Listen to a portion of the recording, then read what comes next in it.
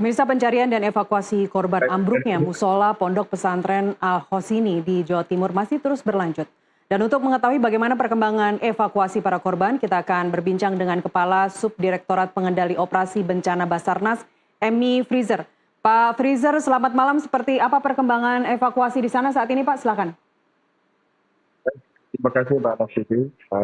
Selamat malam kepada kami sampaikan bahwa perkembangan operasi ada bangunan industri yang terjadi di kompleks Pondok Pesantren di Sidoarjo ini sampaikan bahwa upaya pencarian, upaya evakuasi sudah berhasil. Kami hari ini mengeluarkan terupdate terbaru adalah 3 orang yang kami keluarkan.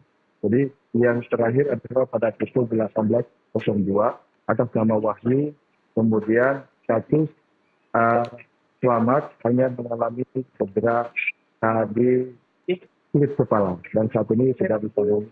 Pak Freezer, mohon maaf Pak, suara Anda tidak jelas. Boleh diulang saat ini berapa banyak korban yang sudah ditemukan? Oke, total yang sudah penemuan korban pada sore hari ini adalah 3 orang. Mbak Nafisi, suara saya bisa terdengar? Ya, silakan Pak. Oke, jadi total penemuan ini adalah 3 orang, di mana penemuan pertama korban yang ke-12 pada pukul 02.42, lalu korban yang ke-13 pada pukul 15.22 dan korban yang ke-14 itu pada pukul 18.02.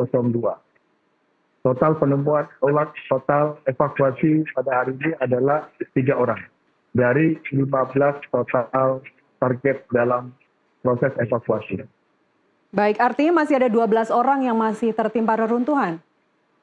Iya, masih ada 12 orang yang tertimpa reruntuhan, sehingga dengan berhasil dikeluarkan 3 orang dengan 2 selamat 1 hitam. Baik. Maka total yang hitam adalah 7 yang berada di sektor A2.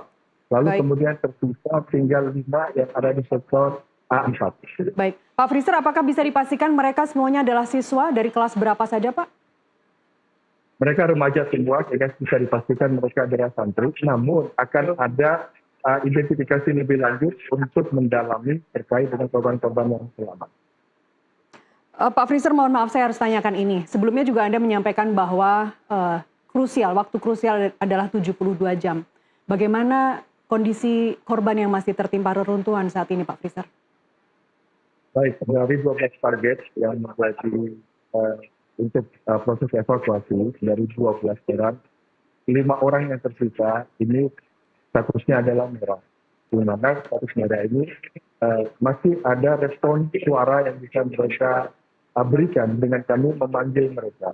Dan di pagi hari ini kami sudah bisa mensuplai makanan, roti, dan juga minuman serta cairan infus yang kami aktifkan lewat celah terkecil yang ada di site entry point di A1 yang itu bisa menghubungi langsung ke ruangan sebenarnya. Dan alhamdulillah dari 6 yang awalnya ada di ruangan A4 ini bisa 4 orang sudah bisa berinteraksi dengan makanan yang suplemen yang kami berikan.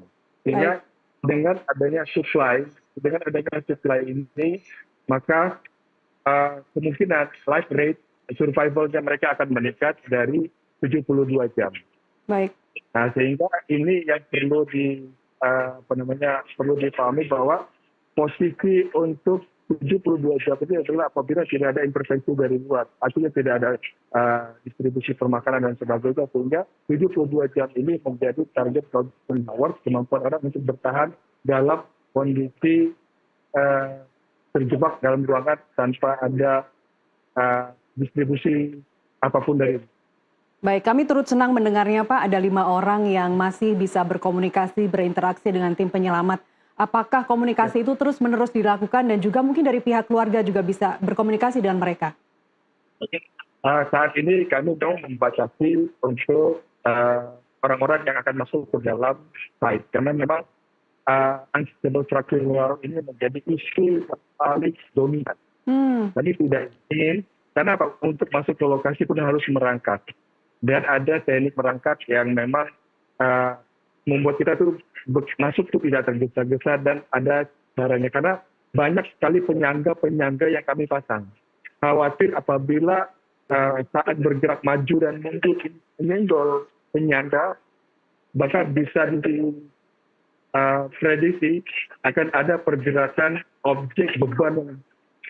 Nah, sehingga kenapa kami mohon untuk pengertian dari pihak keluarga, tolong beri kami keleluasaan untuk bisa fokus dalam proses evakuasi ini. Bukan kami tidak ingin melibatkan mereka dalam operasi evakuasi ini. Baik. Karena memang tingkat risiko kesannya tinggi.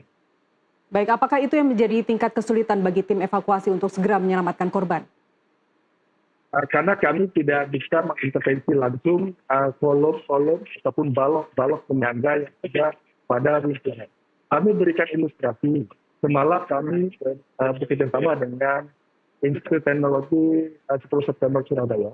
Mereka membawa lifting jack yang kemampuan daya angkatnya adalah 30 ton. Pada saat posisi alat ini dipasang untuk mengangkat kolom, baru bergerak 1 cm saja sudah ada runtuh. Sehingga akhirnya ini kami cut. Karena artinya kolom-kolom yang menjadi penghalang ini tidak bisa kami intervensi apapun, baik itu breaching. Sehingga opsi yang bisa kami lakukan adalah membuat celah akses baru dengan melubangi lantai yang di bawah dalam bentuk tunnel atau gorong-gorong. Baik, Pak Freezer, kalau kita lihat di tayangan yang tadi juga tim redaksi kami terus menayangkan bagaimana Anda dan tim berusaha terus mengevakuasi para korban yang masih tertimpa reruntuhan. Tampaknya bangunan ini kokoh ya Pak, dibangun dari full beton begitu, bukan bangunan yang dimix dengan bangunan yang bukan beton begitu. Apakah sudah ada kesimpulan? Apa yang menyebabkan bangunan ini roboh? Untuk menyebut kesimpulan, kami tidak berani untuk mengeluarkan statement itu karena itu memang dibuat dari sisi kami. Ada institusi yang memang secara spesifik mampu melakukan penilaian terhadap bangunan tersebut. Kami tidak ingin berspekulasi dengan sesuatu yang tidak dapat kami pertanggungjawabkan secara teknis. Sehingga kami mengingatkan kepada tim yang memang memiliki ahli, mereka memiliki parameter untuk melakukan penilaian. Saat ini fokus kami adalah bagaimana kita bisa sesegera mungkin membuat akses untuk bisa mengeluarkan korban. Dan kami pun juga. Pak Freezer? Baik, tampaknya kita mengalami gangguan sinyal dengan Pak Freezer, Kepala Subdirektorat Pengendali Operasi Bencana Basarnas yang sekarang sedang melakukan evakuasi di lokasi ambruknya musola Pondok Pesantren Al-Hosini di Surabaya. Baik, kita akan kembali menghubungi Pak Emir. Pak Freezer sudah bisa mendengar suara kami, Pak? Pak Freezer? Ya, saya sudah bisa mendengar. Baik, mohon maaf, barusan terputus, Pak. Pertanyaan terakhir, Pak Freezer. Jadi, apakah ada target Anda dan tim akan menyelesaikan proses evakuasi ini sampai kapan?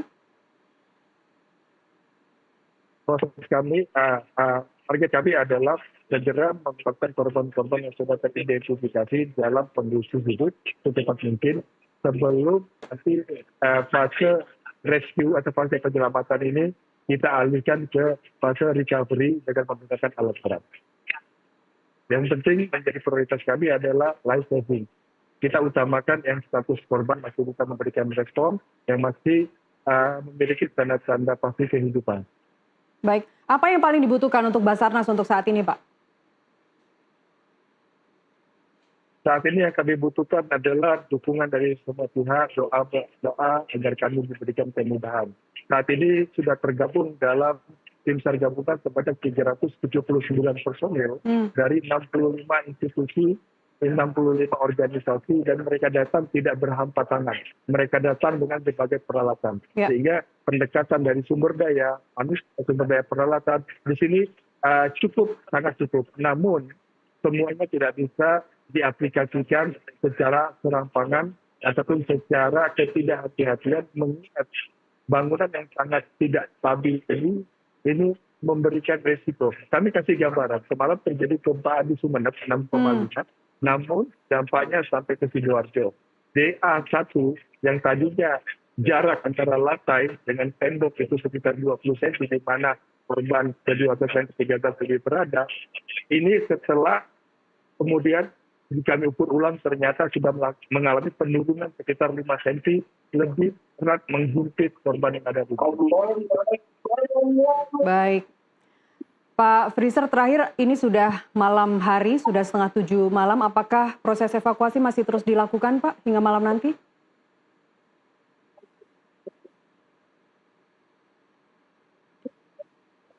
Kita menggunakan metode shifting, setiap tim bergerak.